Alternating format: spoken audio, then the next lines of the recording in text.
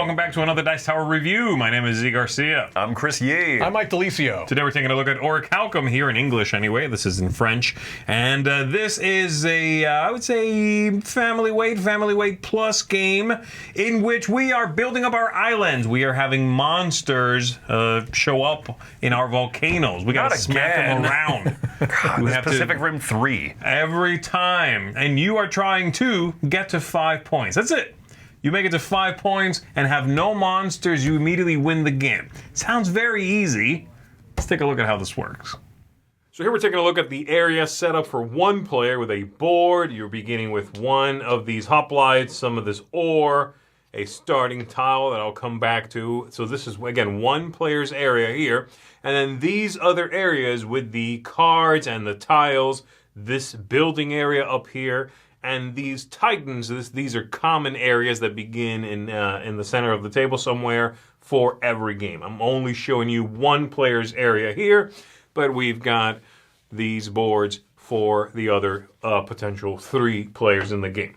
So, the objective of the game is to get 5 victory points, which you're going to put in these little cutouts. So, for example, this would be a victory point. You're trying to get to 5, and if you manage to have 5 victory points and no monsters, these are the monsters, on your board at the same time, you win the game immediately. That's all you need. 5 points, no monsters on your board. So each round is going to have a few different steps, which are listed for ease of reference right here on this player's turn summary card. So we're going to go over these. The first one is select an action card, and the second one is place the terrain tile. Let's go over those two because they're mandatory. We'll do them together. So selecting an action card is one of these over here. These cards have 2 things on them: a piece of terrain of size 1, 2, or 3, and then an action right here. They also might have a cost. The cost would be printed on the board below them. And if you choose something that's got a cost, you need to pay the number of hoplites for that. So let's say I want this card here. I'm going to give up one of these hoplites in order to take it. I take the card, and everything else that's still there will slide over 1 this way to become cheaper. This is not replenished until everyone has had a go. Now step 2 is placing this piece of land here. Now, if it's the very first round of the game, I also need to put this out before I put this. And this is going to go on any one of the 3 entrance tiles which have an arrow pointing at them. That one, that one, that one there. Whatever I cover up, I get immediately. Let's say I want to do this one. I want to go right there, and I get the 2 hoplites printed on there in my supply right here. Now I will put this out, and it has to go in mainly logical ways, not overhanging outside of the board, not overlaying on top of something, and it has to go next to something I've previously played. So I could do this, for example. I could do that, what have you. Let's say I go with this one, okay? If there was a piece of lava there, that lava comes with a monster. As you see here, a monster you are potentially going to fight, and you cannot build next to a lava spot while it still has that monster, all right? So that is step 1. Step 2. Step 3, we'll check our board here again, is this one, which is resolve the action on the card. This is optional, though you normally want to do it. The action on the card is right there. In this case, activating all of our gold-making locations, or ore, so we can get these. Right now I have just the one I'm starting with, so I do that action, I get 1 more, I put it over here. All right? The different options are as follows. This one, which you produce the ore that you've seen already. You can get hoplites, which is this one right here. That one's going to give you hoplites. Same thing for these hoplite locations, okay? You've got a capture creatures action, which means if I have a creature on my board and I've done something like this, let's say with this creature there, I could try to fight all of the creatures on my board. And in fact, I'll go ahead and give myself a couple of different creatures so that you understand how this goes. Let's say I've got that, and I want to do that fighting creatures ability. I lay these guys down to make it a little easier. The way to do that is I pick one of them, and I decide how many, if any, of these hoplites I want to send to fight that creature. I'm going to roll 1 die for free plus 1 per hoplite that I've sent. So let's say for this first one, I'm going to send 1 hoplite to fight them. You normally will put it right here on the space that the monster is on, and I'm trying to get a 4 or a skull. The skull also automatically wins. So I roll these 2. I've gotten a total of 9, so they're completely overwhelmed. I get whatever the reward is, in this case, 1 gold, and then this monster goes down here to the slain monsters area, and I keep going to the next one. I also lose the fighter. I'm going to use another hoplite to fight this one here. So again, 2 dice. This guy is 12. I got the same thing, a 5 and a 4, so that's 9. That's not enough, so I do not beat this.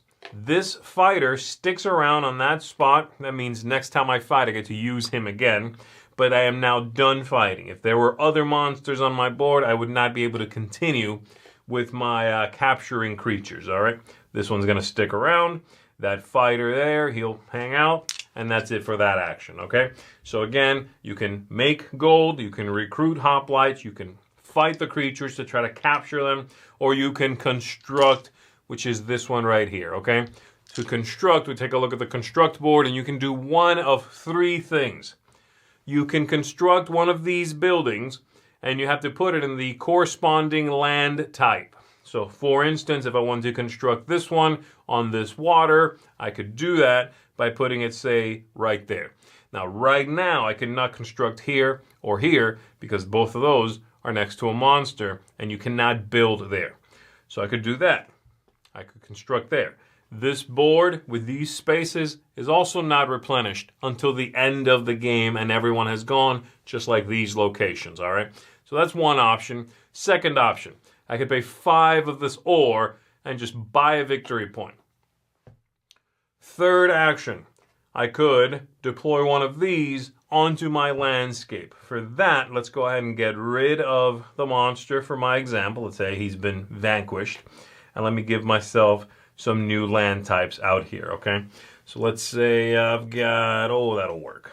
Let's put that out. All right, let's do this.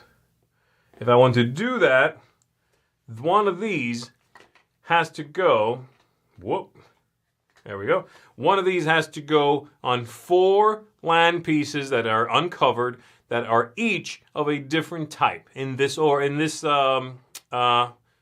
pattern, right? So basically a pattern that goes below this. However, as it tells you here, the lava is wild. So once you remove the monster from the lava, you can use lava to count as any one of those. So for instance, if I wanted to put this right here, I've got 3 different types there, and the lava counts as the other one.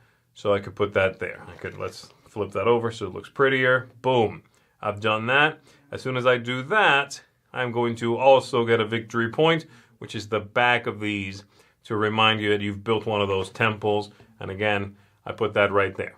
All right. So those are the 3 options for building one of these, buy one of those, or just deploy one of those temples there. And once again, we'll take a look here so I can show you what's happening. This is the step 3, produce, recruit, capture creatures, and construct. Once that's all done, and those are temples, buildings, temples, that's what they're called. Step 4 here is doing an additional action, which is optional, and you may do that by spending 2 matching things to take another action. The type of action is listed down here, so if I spend, say, 2 of this ore to take another action, I can do a fighting action, a building action, or a recruiting action, not a gold action. And then the 2 monsters also let me do one of any of them, all right? So there we go, and that's it. Step 5 is a special 2-player only thing. It'll be the next player once I've gone through those steps. You can discard this. The next player will select one of these. They'll take it. They put out the land that was on it. They can take the action. They do their thing, and they can buy an extra action if they have enough here of the pieces that they want to give up to buy one. Now, a couple of extra things I want to mention here. We've got over here these titans, and these titans are also 1 victory point each. You can tell because they slot right here into these cutouts. But they are a non-permanent victory point, meaning somebody could take these away from you. All of them have a land type, shown here in the top corner. And as soon as you get 3 of the same type, so as soon as I've connected, and I'll get rid of some of these for my example here. Let's say this is what my board looked like a little while ago. If I then acquire this and put it here, I have now created an area with 3 of the same type. And every time I create or enhance an area with 3 or more of the same type, I immediately get that Titan. No matter where it is. If somebody else has it, I take it from them. My area does not need to be bigger. It just needs to have been added on to. And so I get it. It has an ability on it, and it is, again, 1 victory point as long as I have it. You can only ever have 1 of these at a time, except for, well, this one building lets me have more than 1. So that's pretty good. And, of course, the different buildings will have different abilities up there. These are going to all enhance one of the actions you can normally take. So, for instance, this one and this one are pretty much the same. When I make ore or when I recruit soldiers, I can utilize this to duplicate that. And then I flip it over, and it is inactive, okay? So you can do these once normally, unless you earn it again, in which case you've already got it and you would earn it again, you just ready it. And then these over here, extra build on that, automatically kill one of the monsters when you are capturing them on that, or capture a monster, I guess. So there we go. That's pretty much how that's going to go. You're trying to just earn these, use the abilities, get some buildings. Obviously, as you are covering areas with both the big temples here and these one-tile buildings, you are losing the ability to keep taking and recruiting these titans because, well, you have smaller areas now. So there's a push and pull there that is organic to the game. At the end of the round, we are going to finish scooting these over, put out some new ones there, replenish that from a bag of tokens, and then every time a tile comes out that has lava on it, we are going to grab a monster from the bag and put that monster on that lava spot and on the corresponding card. All right. There we go, folks. That is how the game is played. Pretty straightforward. Let's go ahead and go back up top. All right, there you go. That is the game. It's quite a looker, I would say. I think it's a very beautiful game. What do you guys think of the different parts here and the look of it all? At first, I thought the standees were going to be... I was going to be, like, unhappy with standees with or cardboard tokens, I guess, with a base in a bag. I was like, oh, I might not do that. I might just the tiles, and then I'll put a base on them when they come out or something. But I haven't had a problem with it. I'm always reaching in there, shake them up, they come out, and I'm okay with that. Cool. The tiles are nice and large. The cards are really large, you know. So I think quality of the look and the components, I'm pretty happy with that. I think it looks really good. I think it looks big. Like I was when you were mentioning that it looked like a sort of embiggened, right? Yeah, they like took the image like, oh, this is a player board. This is a player board. Everything's a little bigger than I expected, except for the tiles, maybe. But thankfully, it looks really good, so I don't mind the fact that it's a bit of a table hog. It's a bit of a table hog unnecessarily. I think you're right. This is not the kind of game that, if you play with 4, that eats up this table. It does, and that's the negative. The positive is that, I don't know, there's just something tactily satisfying about this game. I don't know what it... For some reason, I absolutely love those huge cards that you place the tiles on, and if they've got a monster, you put it on there too. You're taking this big thing and just... There's something about it, I can also very clearly see what's happening on other players' boards. Now, that's true. Is that terribly important in this game? Not really. It doesn't really matter what Chris has on his board, other than if you're going for a particular type of a majority. Like, oh, how likely are they to take this? They could take a Titan away from you. Yeah, that could happen. That's really the only reason I'm necessarily looking at your boards, other than to see what kind of points you have. But I like the look of the game. I think it has a great tone, if that's a correct word. It's whimsical, but not like too cartoonish. I really like the look of it. Yeah, I thought at first blush, I was thinking to myself, this is a lot of steps for one turn. And they even include that sheet. Yeah. That has sort of like the quick player aid, reference guide on one side and turn breakdown on the other. And it's a lot of steps, you know, with a lot of sort of information on there. But the thing is, on that sheet of paper is the whole game. Yes. Really. Yeah. And they break down steps so much that it almost really is like two things you do. Yeah. You take the card, you place the tile. You do those automatically. You know what I mean? Right. You're like, yeah, okay, that's one, really. And then you take the action on the card, that also comes along very quickly. When you make Kraft macaroni and cheese, it says 3 easy steps, but they're not labeling out like open the box, Right. pour the noodles. Those aren't the 3 steps. Yeah, it's funny because this is Kind of the opposite of that, where they're giving you too many steps. Yeah. Take stuff, place stuff, score. That's it. That's kind of largely it. Now, the game is not that light either, I would say. I think there's plenty going on, but it is almost the kind of game that has been boiled down, sort of a reduction, if I can do a food analogy. Might as well. You already taled about macaroni and cheese. Just roll with it, right? I'm going to elevate our game a little bit. We're going to have a cheddar reduction of cheddar. Where the game it's almost removed anything that it does not need. The end game, I think, shows that perfectly. Right. This idea of 5 points, no monsters. That's it. You win automatically, okay? Everything has a purpose. Every little thing does something. Yep. It all comes together so interestingly. Mechanically, it is just what needs to be there and nothing else in a way. That's kind of how I feel about it. Yep. I think it's also designed in such a way, and some people might see this as a negative. I don't necessarily in this particular game. I think it's designed in such a way that the end game, no matter what the player count, is going to be tight. Yes. I don't think you're ever going to have a situation where someone is going for their winning 5th point and anybody else at the table has 1 point. No, right. Absolutely. I don't think mechanically that's almost even possible. Right. It's a game that everything you do is going to be progressing you forward. And I do think that there are viable options for how you might do that. And one of the things that I enjoy about the game is that I never on my turn felt like I was going to have a wasted turn. I may not get my number 1 option. And so you do have that a little bit of angst about, okay, what is Chris going to take?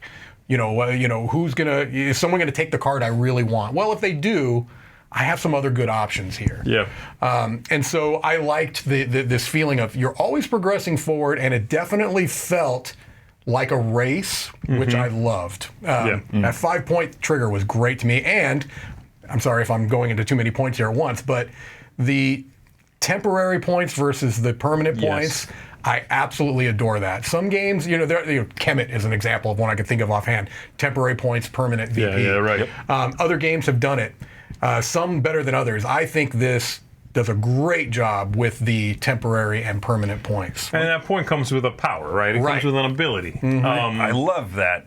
And sorry, one added note on that point is that I love that you're limited to 1 Titan, one of those temporary points, unless you start investing in these buildings that let you hold more of them. That feels awesome. A lot of those buildings are really neat. And again, that's the thing. This game feels almost minimalistic. That's kind of how I see it. Very small in scope in a way. Thematically, it's big, you know.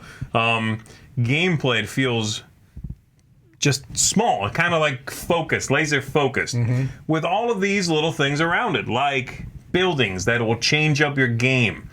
You have something as simple as when you fight a monster or whatever, 3s now are also skulls. Instant kills, That feels amazing. I mean, it's like, oh, that can't possibly be balanced.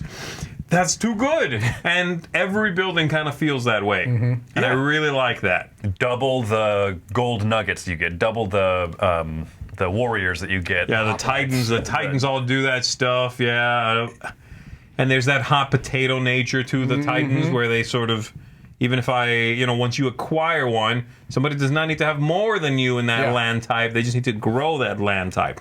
And they'll take it from you, whether you used it or not. So it also really does not want you to sort of take something and sit on it. Yeah, you want to use those things. I love that. I love that feeling of if you're taking something, use it. Use it because this game's shorter than you think it is. Yes. You gotta, just race up those points. The soldiers, the hoplites. Hoplites, yeah. I think are really interesting because they're clearly not as useful as the Orichalcum. Mm-hmm. The Orichalcum buys you victory points. But because the game is so tight, Mm-hmm. whoever has the most is the start player for every round. Yep. And you're going to probably have a final turn in which multiple people could have bought their final point. Right. You want to go early. Mm-hmm. So, yeah, they help you fight the monsters and all of that, but having more lets you control the tempo of the game, lets you just go earlier.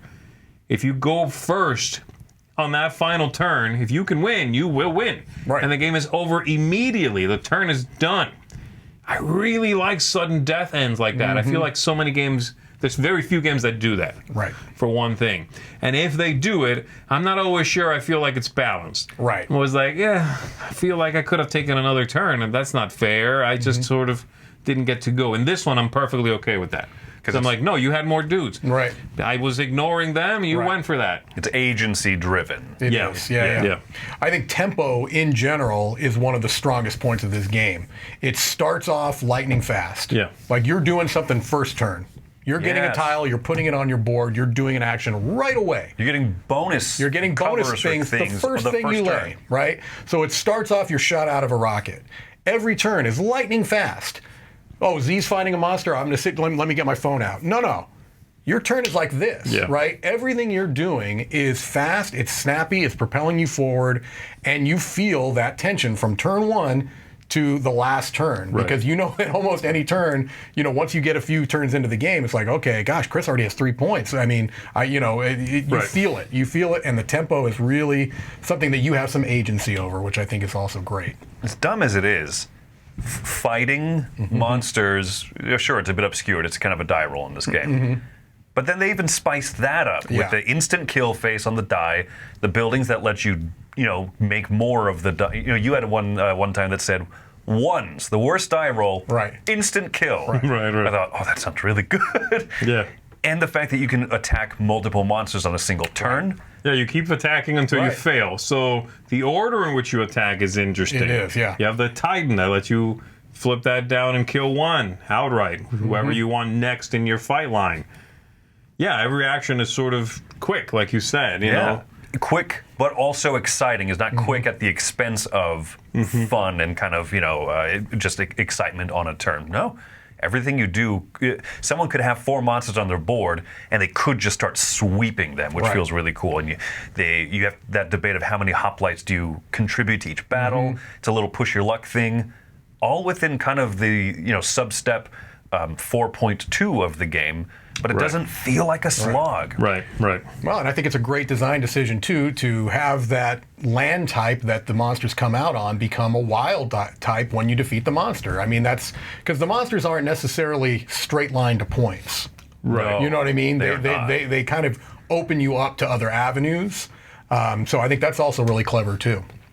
Yeah, you could choose to go all in on the monsters and then give yourself a quick sort of stopgap in the way to 5 points. You don't want to make it to 5 points and have a monster. Right. You got to have a board clear, so it sort of slows you down while you take care of them. But then the land opens up underneath, and you have a wild space there. You know, that's really important. So, yeah, there we go. I will say one thing that I will mention as a negative, personally for me, is I do find the game turn-to-turn upkeep a little fiddly. Yeah. I think the cards, it's a small deck for consistency's sake of the actions. It does get shuffled a lot because you've got to replenish that deck. Grabbing a tile, flipping it over, putting it on the card, then grabbing in this bag and putting a monster on it, and then refilling the 4 little building spaces. The turns are so quick that step comes along very frequently. And I find that a little fiddly. It's divisible labor amongst the table. That's true. But you definitely, go. Okay, let's do the refill phase. Go. Yeah. It's mostly because you want to take another turn. You know, that's the thing is you're excited about your next turn, so it's like, oh man, we got to refill stuff. Let's do this. All right, here we go. You know what I mean? I guess so. All right, so I'll go ahead and go first, guys. I'm going to give this one an 8.5. It gets a little bit of a ding again for that, a little bit of that fiddliness, but I really, really like it. I think it's a strong, fun, vibrant game with clever ideas in it, interesting gears within gears that are maybe not obscure, maybe not obtuse, but take a little bit to see it. And when you do, they kind of make you smile. When you notice that, oh, those buildings and these buildings work against each other because of the land types. Or if I want to go for a Titan, I can't really go for a temple because those buildings are, a lot of the same land types going to be clustered. And I want different ones for the temple. I love those little things. Everything here feels very deliberate. Every little power on every building, every idea, 5 being the final point, not 6 or 4. The monsters, their rewards. Everything feels very deliberate. I really like that. This is a wonderful, clean game. Strong 8.5 from me. I'm gonna be giving this one an 8. I like it quite a lot. I think that it's maybe a little bit. I think some people might play it and say this is a little bit lighter than I was expecting, from the box size and seeing the table spread and everything. But I don't think it lacks the fun. I don't think it lacks the punchiness. I think that it's really a good, clean design. When you showed us that sheet that kind of says, "Hey, this is the outline of everything," the structure of the game distilled to one single piece of paper, I thought this kind of reminds me of 5 Tribes almost. And, in that it's a lot of steps per turn. But every part of it is intuitive and fun and rewarding. And then I saw Bruno Catala's name on the box. I thought, oh, okay. Yeah. I'm not familiar with the designer Johan Gupi, but now his name is on my radar because I like this one a lot. So an 8 from me. I'm coming in the highest. I'm actually giving it a 9. This is one where, the first time I played it, Z taught it to me, and every rule you were saying, I'm like, oh, that's smart. Oh, that's smart. Oh, that's really smart. Everything just was like, man, this it feels like a game that's been around for 20 years, but still feels modern. Yeah. Yes. So maybe, I don't know, a modern classic? Anyway, I'm gonna dig my own grave there.